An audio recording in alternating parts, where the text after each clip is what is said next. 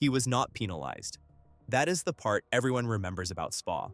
What almost nobody remembers is the part that came after, the part where the people who make the rules were asked to explain how they applied their own rulebook and simply refused to answer. A mechanic went down in the Ferrari pit box. The car was already moving. Lewis Hamilton had a green light in front of him and did exactly what a green light tells a driver to do. The stewards looked at it, reviewed the footage, and concluded he was in no respect at fault. His actions were correct. That part of the story is clean, and it is not in dispute. What happened next is where it stops being clean. Ferrari was fined €30,000, 10,000 of it suspended, for what the stewards called an unsafe release. And here is the detail that the headline skipped past. The FIA's own written guidelines for unsafe releases during a race do not list a fine as an available outcome. They list a 5-second penalty, a 10-second penalty, or a drive-through. A fine only appears on the list for unsafe releases during practice or qualifying. This happened mid-race, so a journalist asked the FIA simply why the punishment on the page did not match the punishment they handed down. And the FIA said nothing. Not a clarification, not a citation, not an acknowledgement that the question had even landed.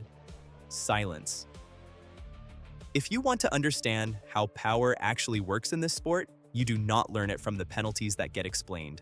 You learn it from the ones that don't. Before we go further, subscribe, because this is exactly the kind of story the paddock would rather you forgot by next weekend.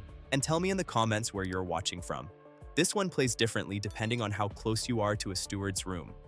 Fred Vasseur has run this team through a season where almost every penalty Hamilton has picked up has had a margin so small, it borders on absurd.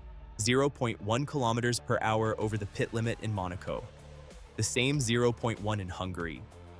A 5-second penalty for a false start caused by the team's own telemetry by 2 millimeters of movement on the grid. This is not a team principal who complains for the sake of complaining. This is a man who has spent an entire season doing the arithmetic in public, because the margins keep landing exactly where they can be disputed. So when Vasseur turned to the unsafe release question, his answer mattered more than most. He said it plainly. It was a team error. Hamilton had the green light and set off. That means he was absolutely not at fault. His actions were correct. And then, almost as an aside, he added the sentence that actually opens this story up. He said an unsafe release is usually unsafe when it puts other cars at risk, not necessarily when it's a matter internal to the team itself. In other words, the team principal whose own team was fined is the one raising the question of whether the fine even fit the offense as written. So ask it plainly, the way a steward's room would. Was Hamilton at fault for the contact with the mechanic? No, the stewards said so themselves in writing. Was the team at fault? Yes, they admitted it. Was the punishment handed down the one listed in the FIA's own guidelines for this exact scenario? No. Was that discrepancy explained to the outlet that asked? Also no. 3 of those 4 questions have clean answers. The 4th one is where the silence lives, and silence, in a regulatory body, is not neutral. It's a choice. The regulation itself has a name, not just a vibe.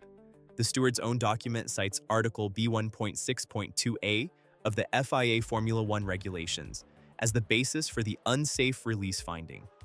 That's not vague language, that's a specific clause, on paper, with a specific list of prescribed sanctions attached to it, which makes the deviation harder to wave away as informal discretion. Discretion usually gets explained. This one didn't. Now hold that thought, because here's where it gets interesting. Earlier this same season at the Hungaroring, Hamilton was clocked at exactly 80.1 kilometers an hour in a pit lane with an 80-kilometer limit, 0.1 over, 5-second penalty, no appeal, no ambiguity entertained. The FIA's telemetry was precise enough to catch a tenth of a kilometer an hour, and precise enough to publish the exact figure in the official documentation. Compare that to Spa, a written guideline that lists 3 specific sanctions for an unsafe release during a race, a stewards panel that picked a 4th option, not on that list. And when asked to reconcile the two, the same institution that measures speed to a decimal point had nothing to say. Neither ruling, taken alone, is indefensible. A mechanic falling and getting up unhurt is a different scale of incident than a car crossing a speed threshold. But put the two side by side and you start to see the shape of something. One rule gets enforced with surgical precision. Another gets bent quietly with no accounting for why. And if you're not subscribed yet, This is the exact kind of pattern this channel exists to track down before anyone else puts the pieces next to each other. Do the math on what that fine actually represents. 30,000 euros, with a third of it suspended for 12 months, is a number that means almost nothing to a team operating at Ferrari's budget. It is not a deterrent in any financial sense. What it functions as instead is a signal, a message that says something happened here, without the institution ever having to specify exactly what the rule required them to do about it. If the point of a fine that size is not financial consequence, then the only thing left it can be doing is optics. And optics is precisely the territory this channel deals in. Vassar was making a version of the same argument a full month earlier, and it's worth sitting with the timing. Back at the British Grand Prix, discussing the 2mm grid movement that cost Hamilton 5 seconds, he said the same thing in a different shape. The car is moving on the grid for 2mm. It's a possibility, but it's a bit harsh to say it's a mistake. That's not a man reacting to Spa in isolation. That's the same team principle, weeks before any of this happened, already building the case that the margin the stewards used to justify a penalty and the margin an actual mistake requires are not the same thing.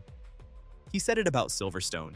He is, in effect, saying it again about Spa, just from the opposite direction, arguing this time that a genuine team error got a punishment the rulebook didn't actually prescribe. Zoom out from Hamilton specifically, and the structural question is bigger than one driver's season. Stewards' panels rotate from weekend to weekend. Different officials, different interpretations, the same regulations read by different rooms. That rotation is defensible on its own. Consistency across an entire season with rotating panels is a genuinely hard problem to solve. But it also means nobody is fully accountable for the gap between what a rule says and what a panel decides on a given Sunday.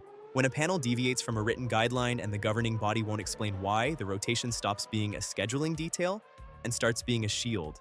Here's the strongest version of the other side because it deserves saying properly. The FIA could reasonably argue that guidelines are exactly that, guidelines, not binding sentencing minimums, and that stewards retain discretion to weigh severity, intent, and outcome case by case. A team error that endangers a mechanic and a team error that costs a driver a few tenths of lap time are not obligated to be treated as interchangeable just because both fall under the same regulatory heading. That is a defensible position. It is also not the one that explains why a direct question about it went unanswered. Would this story exist at all if the FIA had simply issued 2 sentences explaining the gap between the guideline and the ruling? Almost certainly not. Nobody is asking for a different verdict here.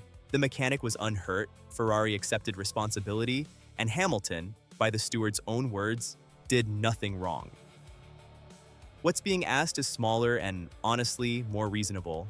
Show your work. Is this a pattern of an institution that treats its own guidelines as optional whenever explaining an exception becomes inconvenient? Or is this one isolated? Defensible judgment call that just happened to land on a headline-friendly driver in a headline-friendly season? I don't know which one it is. Nobody outside that steward's room does. What I do know is that when an institution stops answering the question, the silence gets read as an answer anyway, whether that's fair to them or not. So here's the verdict this channel is willing to put its name on. The penalty was never really the story. The story is what an institution chooses to explain and what it chooses to let sit in silence, and how those two categories tend to split along lines that are never quite random.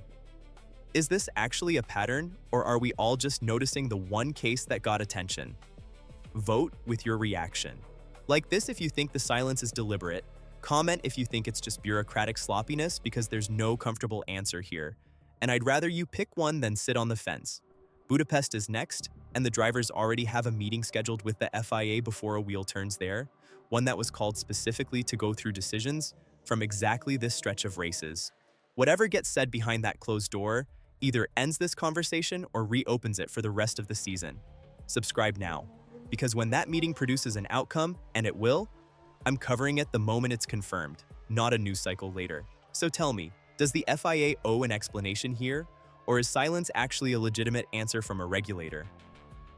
The comments are the courtroom. Until the next one.